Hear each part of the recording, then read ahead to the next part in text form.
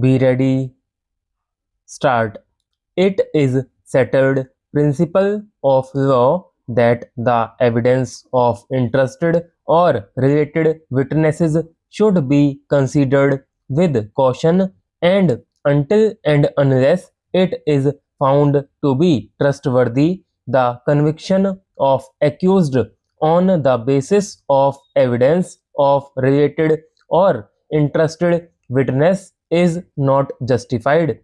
In view of the discussions made above and considering the unnatural conduct of PW1 and PW2, I am of the considered view that they are not proved to be eyewitnesses of the incident of enticing away victim by accused or appellant in presence of co-accused persons or otherwise, and their testimony is neither reliable nor trustworthy. In the present case, the only eyewitnesses of the incident PW1 and PW2 are admittedly closely related witnesses, and their conduct has been found unnatural in not disclosing and not helping the first informant.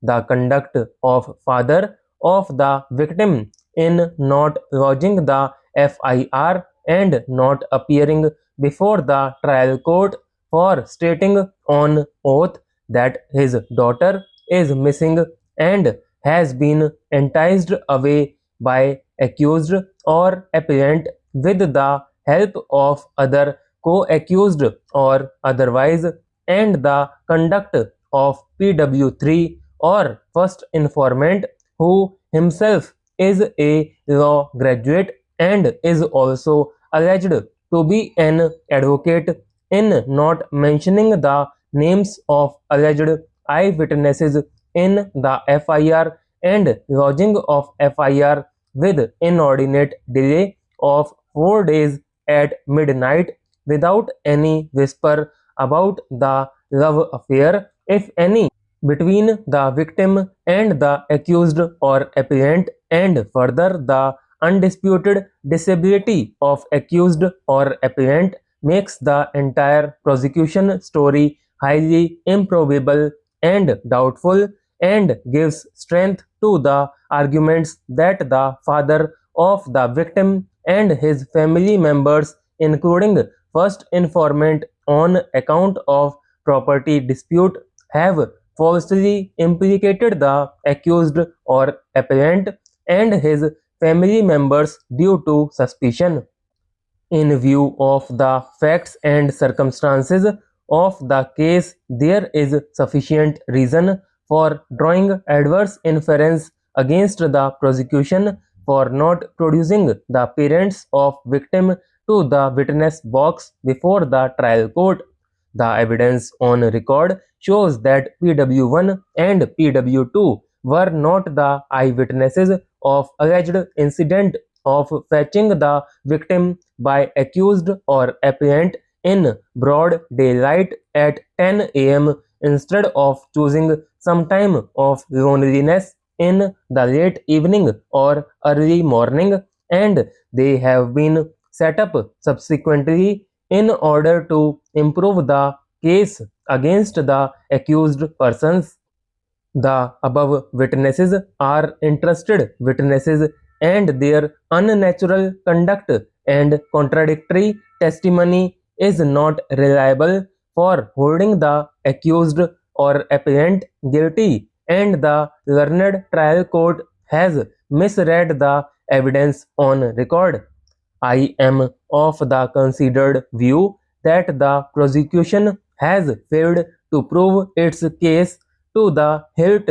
beyond any shadow of reasonable doubt, and has failed to bring home the charges against any of the accused by any cogent, reliable, independent, and trustworthy evidence. Considering the totality of facts and circumstances, it is a fit case where the accused or appellant is entitled to be given the benefit of doubt and the prosecution case is liable to be rejected. The accused or appellant is also entitled for an order of acquittal. PW1 and PW2 are only chance witnesses and have also stated to have inquired into with co-accused as to where the victim and accused or appellant have gone, but even when no reply was given by them, they did not inform the first informant or father of the victim, which is also quite unnatural, and their conduct in not doing so, despite being related, makes their contention of being eyewitnesses doubtful and untrustworthy. Similarly, on alleged asking by PW1 and PW2 from Rajendra and others, not giving any threat by them is quite unnatural, while on mere enquiry by the first informant, they allegedly threaten him. The first informant has not assigned any reason when neither he was eyewitness of the occurrence nor got any information from alleged eyewitnesses. Then why and on what ground he approached the family members of accused or appellant, that is, co-accused persons, for inquiring about the victim?